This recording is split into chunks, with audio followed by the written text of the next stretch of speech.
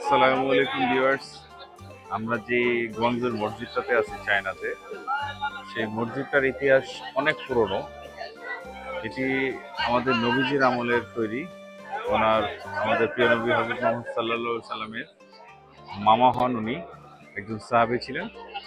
তো উনি ওনার সাথে 40 জন সদস্য নিয়ে এখানে এসে আজ থেকে 1400 বছর আগে একটি মসজিদ নির্মাণ করেন। ইসলামের প্রচারের জন্য তারা এখানে আসেন।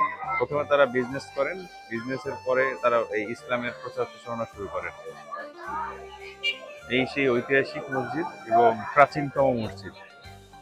আসলে এটা দেখা ভাগ্যের ব্যাপার, কারণ নবীজির মামা বলে কথা।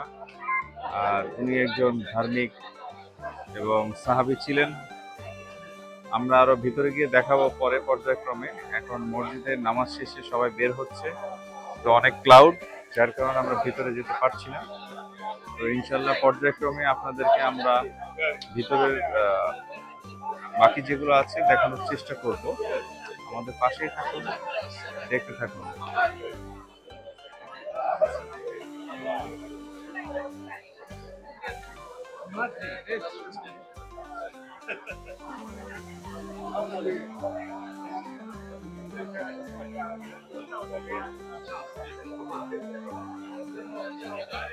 এখানে আসতে হলে আপনাদেরকে আসতে হবে গুয়াংজুর মেট্রোতে। যদি আসেন,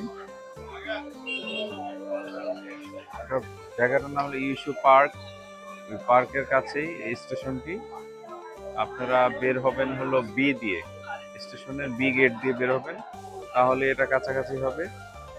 যদি চিনতে সমস্যা হয়, আপনি কাউকে, এখানে অনেক মুসলিম বাঙালি অনেকেই আছে, তাদেরকে সাথে যোগাযোগ, মানে দেখা হলে কথা বললে আপনাদেরকে ইনফরমেশন দিতে পারবে এবং আপনারা তাদের সহযোগিতা ইনশাল্লাহ খুব সহজে চলে আসতে পারবেন।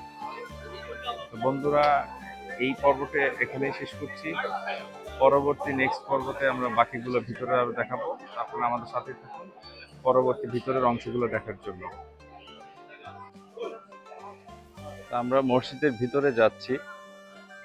এখানে প্রথমে একটু পাহাড়ের মতো বাম পাশে আমার মনে হয় এখানে হয়তো বাকি যে 40 জন ওনার সাথে যে সাহাবী ছিলেন, সাদ বিন ওয়াক্কাস, ওনার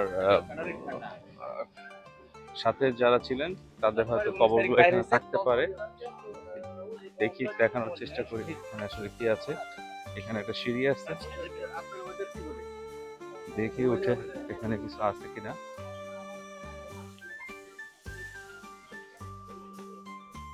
Oh, this is মসজিদ।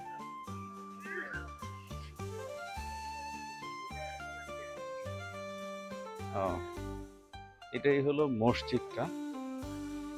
তো পাশে সুন্দর বাগান করা আছে। তো এখানে আমরা মসজিদে যাই, আগে নামাজটা পড়তে হবে। নামাজ পড়ে দেন আমরা বাদ বাকি জায়গাটা এক্সপ্লোর করার ট্রাই করব। এত প্রাচীনতম মসজিদ দেখে অনেক ভালো লাগছে যে আল্লাহ আমাদেরকে মসজিদটি দেখার সৌভাগ্য করে দিয়েছেন। আর একদম তাৎপর্যকর একজন সাহাবীর, এবং সে নবীজির মামা হন, আমাদের প্রিয় নবী হযরত মুহাম্মদ সাল্লাল্লাহু আলাইহি সাল্লামের মামা হন। তাই এখানে আসতে পেরে নিজেকে ধন্য মনে করতেছি। এটা আসলে অনেক ভাগ্যের ব্যাপার।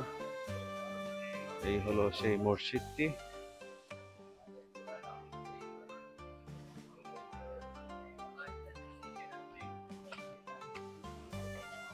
এটাই সেই মসজিদ। এখানে নামাজ পড়বো ইনশাআল্লাহ, আল্লাহ ভরসা।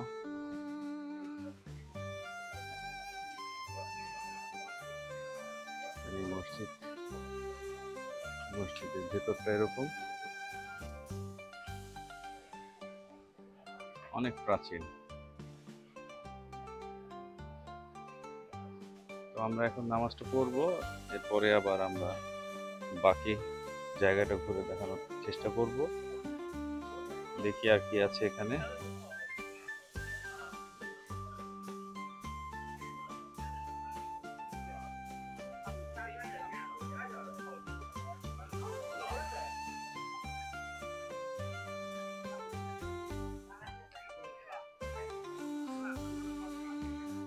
এখানে একটা আসলে অনেক কিছু অথবা হিস্ট্রিক্যাল কিছু লেখা আছে চায়নাতেই, যদিও আমরা কিছু বুঝতে পারবো না।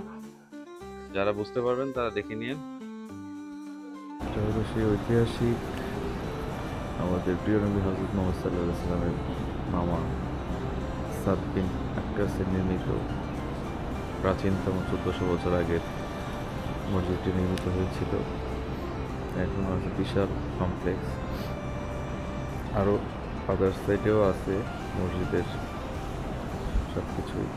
আমরা পর্যায়ক্রমে এই এরিয়াটা পুরোটাই ঘুরে দেখানোর চেষ্টা করব।